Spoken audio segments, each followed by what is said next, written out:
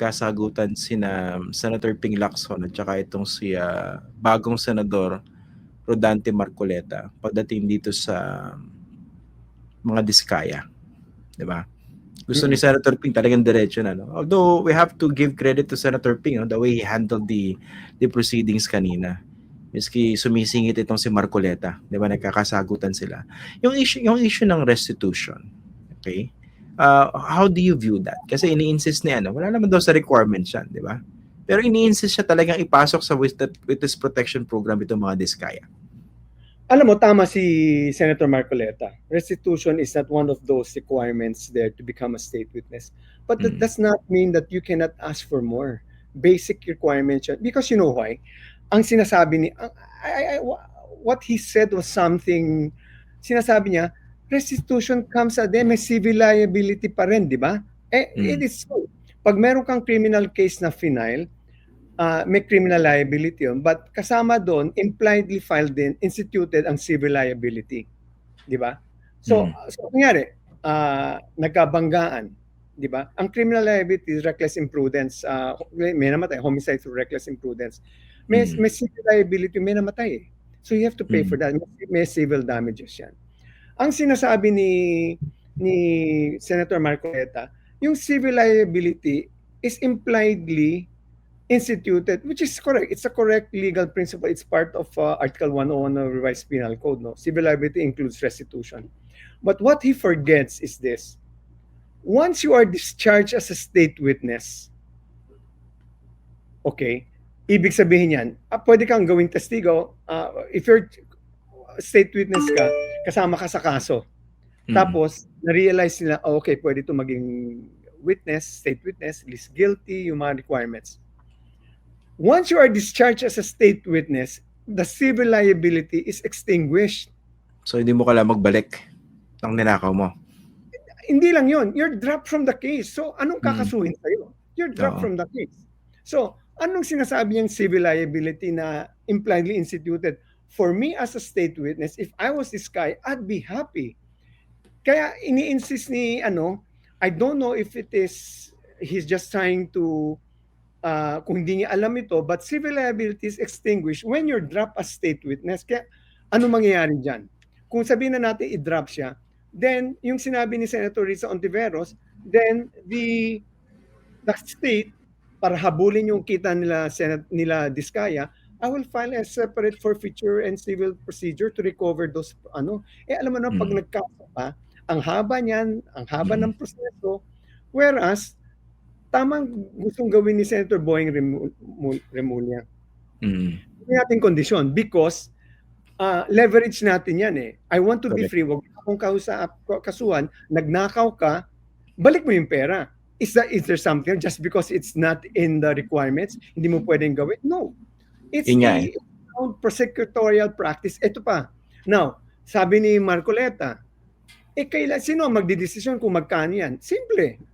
Ang gagawin ko, ako ang prosecutor. Okay, mag-usap tayo. Magkano ninakaw mo? Alam na natin yan. You're going to grill the prospective witness to be a state witness. How much is your ill-gotten wealth? You have to be very, very honest.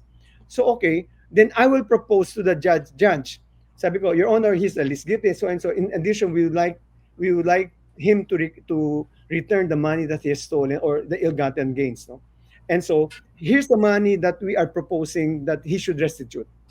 So, ang mangyayari dyan, ipipresent, magkakahearing on that point. Okay, show your proof. And then, eventually, and this is only for the purpose of discharging somebody to be a state witness. Hindi pa to yung main case. So, ang mangyayari, the judge will still hear the case. Magpipresenta ng evidence, itatanong yung potential witness, potential state witness, sasabihin niya, yes, Your Honor, this is the extent of my wealth. I'm going to return this. Nasa judge yun. So eventually, the judge will decide also on the part of the civil action, on the civil liability, you return the money. So anong problema ni Senator Marcoleta? Di ba? Kaysa kung i-discharge yun, saka mo ipag-uusapan ng civil liability, wala ka ng civil liability ng pag-uusapan, hindi ka nakakasuhan yan. Tatakbo na ako, ba't pa ako, habulin yun ang assets. Ito ngayon, kasama na siya sa hearing ng motion to be discharged as a state witness. Kasama yung restitution, amount to be returned. And this is really for plunder cases talaga. This is tama si Marcoleta na hindi ito part of the requirements, but just because it's not part, can you not make it part? Because on the 3 parts, that's why we're asking, pasado na siya doon sa 3 requisitos eh. Ang kailangan namin, ibalik mo yung pera, and it's being equitable. You now have certainty of testifying to the truth. In addition to that, and importantly, you now are able to recover the money that he has gained from this, from the fruits of corruption. Di ba? Ang taong bayan ba, kaya kayo, nagsasabi kayo, parang ang sakit sa kalooban ko, nagagawin kong state witness itong hayop na to, na ang laki-laki ng kinita, bibigyan ko pa yan ng mga protection, ang yaman niya, mag-hire siya ng sarili niyang bodyguard. Di ba? It's so inequitable na ikaw na kinabang, dahil ikaw may impormasyon, ikaw yung least guilty, hindi, wala kang we will not file a case against you. Plus, hindi pa namin mahabol yung civil, yung ill-gotten profits mo. Yun ang masakit eh. That's why this is a situation where Boying Remulla and si Senator Risa Ontiveros was very clear na prosecutorial practice, this is a sound prosecutorial practice to ask for restitution, demand restitution, leverage ng Estado yan sa isang state witness. Yeah, We fully agree with Boying and Risa Ontiveros on that point, and I disagree with masyadong stricto siya sa interpretation ng batas. Bakit nga ba?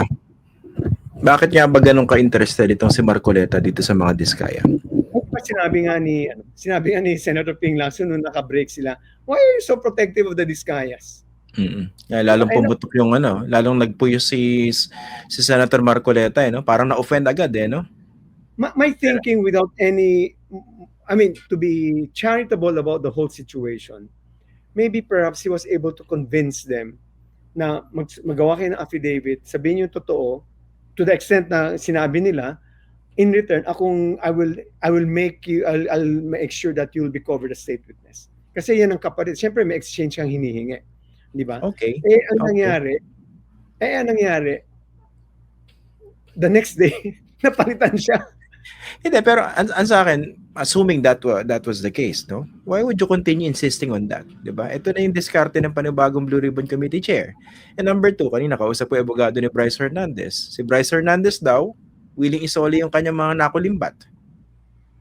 Bago itong pagde-discharge sa kanya kung sakasakali para maging state witness siya. Why can't that be done as well dito sa mga diskaya? Which is why I tweeted that. I told Senator Marcoleta, why are you so caught up with restitution? Why don't you just ask the guy to return the ill-gotten wealth? The wealth, the cars, the vehicles, and all the wealth that are the fruits of the corruption. That can be done voluntarily. But why insist on restitution? Di ba? Alam mo namang, is there any question that they did not gain from the fruits of corruption? Klaro naman, they admitted, nagbigay ako. Si ganito. So, ano pa ang issue natin sa restitution? Imbis na hintay mo pa mag-restitution, why don't you convince him? Total, kung talagang naniniwala kang totoo ang sinasabi nila, kalakip ng katotohanan, magbalik na sila ng di ba? Dagdag ko pa, attorney, yung maganda yung binanggit about leverage, at this point, mas kailangan ng mga diskaya yung Estado, yung gobyerno, to save themselves, diba? Or at least to cushion the impact on them dito sa issue na ito. Nandun yung leverage. And number 2, kunwari, kung sakaling ayaw na yung mag-restitution ano bang magagawa ng mga diskaya?